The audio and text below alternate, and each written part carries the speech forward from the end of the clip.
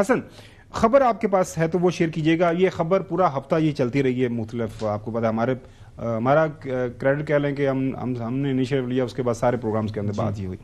سو آج شاہد قریشی صاحب کا ایک اور مقدمے میں ان کا بری ہونا, باقی سیم نوعیت کے مقدمات ہیں, لوگوں کا یہ کہنا ہے کہ وہ بری ہو جائیں گے. دیکھیں ان کی ایلیبائی بڑی سٹرونگ ہے. شاہ محمود قریشی صاحب اس دن کراچی کے اندر آغا خان ہاسپٹل کے اندر موجود تھے جس وقت 9 مئی کے تمام واقعات جلاؤ گراؤ ہو رہا تھا, تو وہ تو وہاں پر موجود ہیں. اپنی اہلیہ کے آئی بلیو کہ ان کا آپریشن تھا, تو ان کی تو یعنی اوپر کیس جو بنا ہے وہ جھوٹا مقدمہ ہے اور جھوٹے مقدمے میں ان کی بریت ہو رہی ہے. لیکن باقی لوگ جو جسے ڈاکٹر جاسمین راشد صاحبہ ہیں ان کے ویژولز موجود ہیں, میاں محمود الرشید کے ویژولز موجود ہیں, ان کی بریت نہیں ہو سکتی تھی.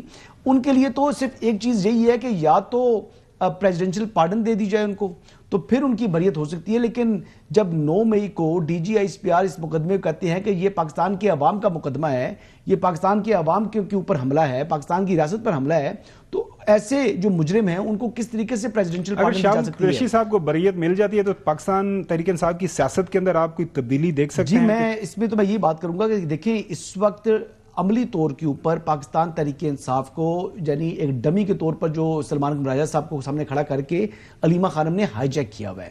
سلمان اکرم راجہ ڈمی ہے, اصل اختیار جو ہے علیمہ خانم کے پاس ہے. اب اسد عمر صاحب کی بھی جو واپسی اگر ہے سپوزٹلی تحریک انصاف کے اندر, اس میں سب سے بڑی رکاوٹ علیمہ خانم ہے. اور سلمان اکرم راجہ جیسے لوگ ہیں کہ وہ کسی صورت نہیں چاہیں گے کہ اس جو سٹیچر کا اتنا جو قد کاٹ کا آدمی اگر تحریک انصاف میں آتا ہے تو وہ تو سیاسی بونے ہو جائیں گے. اس لیے کیا اسد عمر صاحب آپ بتائیں کہ آپ کی واپسی کا کوئی ارادہ ہے اور آپ واپسی کے لیے آپ کو کوئی رکاوٹ کا سامنا ہے؟ اس حوالے سے اگر کوئی تفصیلات آپ شیئر کرنا چاہیں پاکستان تحریک انصاف سے متعلق آپ کی واپسی. اچھا نہیں, یہ تو میں بہت دفعہ پہلے بھی حسن اس بات کو واضح کر چکا ہوں, نہیں میرا کوئی ارادہ نہیں ہے واپس آنے کا.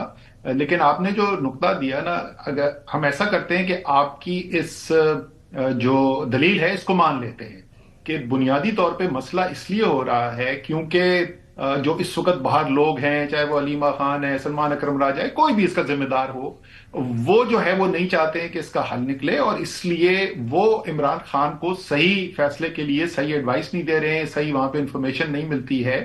لیکن اگر آپ بھی سمجھتے ہیں کہ سیاسی بحران ختم ہونا ملک کی بہتری کے لیے ہوگا, تو جو میں تجویز دے رہا ہوں مجھے بتائیں اس میں کیا اتنی مشکل چیز ہے کہ گاڑی میں بٹھا کے صرف ان کو وہاں سے لے کے جانا ہے اڈیالہ اور عمران خان کے ساتھ ملاقات کروانی ہے. تو اگر یہ لوگ جو سیاسی سوجھ بوجھ رکھنے والے لوگ ہیں, کٹ کاٹ والے لوگ ہیں, یہ دلیل دیں گے اور اس سے عمران خان جو ہے کوئی بہتر فیصلہ کریں گے تو یہ کر دینا چاہیے نا. دوسری چیز میں جلدی یہ کہہ دوں کہ وہ جو شاہ محمود کی آپ بات کر رہے تھے نا, اس کی گواہی میں بھی آپ کو دے سکتا ہوں, بیکاز جو الزام ہے ہمارے اوپر وہ منصوبہ سازی ہوئی, کو 7 تاریخ کو زمان پارک کے اندر میٹنگ ہوئی, اور وہاں پہ وہ جو المشہور میٹنگ ہے جس میں کہتے ہیں کو پتہ نہیں پردے کے پیچھے پولیس والے تھے یا ٹیبل کے نیچے, تو وہ اس میں 7 تاریخ کو میٹنگ ہوئی تھی زمان پارک میں. شاہ محمود قریشی اس دن کراچی میں تھے اور میں بھی اس دن کراچی میں تھا. ہم دونوں 9 تاریخ کو خان صاحب کی گرفتاری کے بعد, کیونکہ وہ گرفتار ہو گئے تو پھر ہم کراچی سے اسلام آباد گئے تھے. تو شاہ محمود کی میں گواہی دے سکتا ہوں کہ بالکل ٹھیک کہہ رہے ہیں حسن. اچھا سر, میں ایک بات اور کرنا چاہوں گا کہ دیکھیں فواد چودھری صاحب جو ہے نا, وہ تحریک انصاف کے جو پرانی تحریک انصاف کی بات کر لی جائے تو ان میں بھی چند ان لوگوں میں شامل ہیں جو سیاست کی سمجھ بوجھ رکھنے والے ہیں. یعنی تحریک انصاف میں بہت سے لوگ ایسے تھے جو کہ سیاست کو زیادہ سمجھتے نہیں تھے. وہ عمران خان صاحب سے قربت ان کی یقینی طور پر تھی, لیکن سیاست کے وہ اناڑی تھے, کھلاڑی نہیں تھے. تو اگر فواد چودھری اس معاملے کے اوپر بڑی سیریسنس کے ساتھ جو ہے وہ آگے بڑھنے کی کوشش کر رہے ہیں, تو یقیناً کوئی نہ کوئی تو ان کو بھی امید دکھائی دے رہی ہوگی نا. کیا لگتا ہے کچھ نہ کچھ نظر آ رہا ہوگا چودھری صاحب کو بھی. جی صاحب جی میں وہی کہہ رہا تھا کہ فواد چودھری کی ایک کوشش ہے, وہ ایک اچھی کوشش ہے, تو ساتھ دینا سر پھر. اور اس کو نہیں, کوشش تو میرے خیال میں بہت اچھی کوشش. کوئی بھی اگر یہ کوشش کر رہا ہے کہ جس کے نتیجے کے اندر عمران خان, تحریک انصاف, تمام ہمارے جو اسیران ہیں ان کو ان کی رہائی ہوگی, پاکستان میں سیاسی بحران ختم ہوگا, تو یہ اچھی نیت ہے نا. تو میں لوگوں کی نیت میں نہیں شک کرتا, میرے خیال میں اچھی کوشش بالکل صحیح ہے. میں تو یہ کہہ رہا ہوں کہ اس کوشش کو کامیاب بنانے کے لیے کچھ لوازمات ہیں. ہاں بالکل, بڑی آسان تجویز ہے. چودھری غلام حسین صاحب, چونکہ آپ کا پاکستان تحریک انصاف کے ساتھ ہم نے بڑا قریب سے دیکھا ہے کہ بڑا کیا کہتے ہیں تھک اپ تھنگز جو پی ٹی آئی کے اندر ہوتی رہی ہیں, آپ اس کو جانتے ہیں تمام چیزوں کو.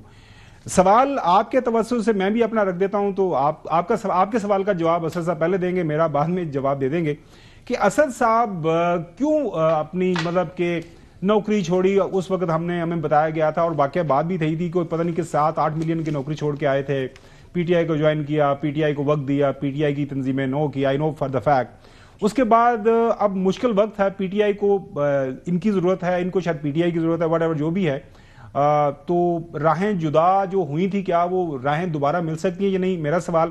اور چودھری صاحب جو ہیں وہ بھی, چودھری صاحب آپ کامنٹ بھی کر لیجئے گا اور پوچھ بھی لیں جو بھی سوال پوچھنا چاہ رہے ہیں. نہیں, پہلی بات تو یہ ہے کہ اسد عمر جو ہیں I am fond of it. دو چیزیں بڑی اہم ہیں. ایک تو آیا ان کو جب یہ پیچھے مڑ کے دیکھتے ہیں تو پی ٹی آئی اور اس کی لیڈرشپ نے بڑے بڑے کیا غلط فیصلے کیے ڈیورنگ گورنمنٹ, ایک بات. دوسرا, اب اگر پی ٹی آئی حکومت میں آتی ہے تو آیا آپ سمجھتے ہیں کہ جو غلطیاں کی ہیں ان سے انہوں نے کوئی سبق سیکھا ہے؟ اسد صاحب آپ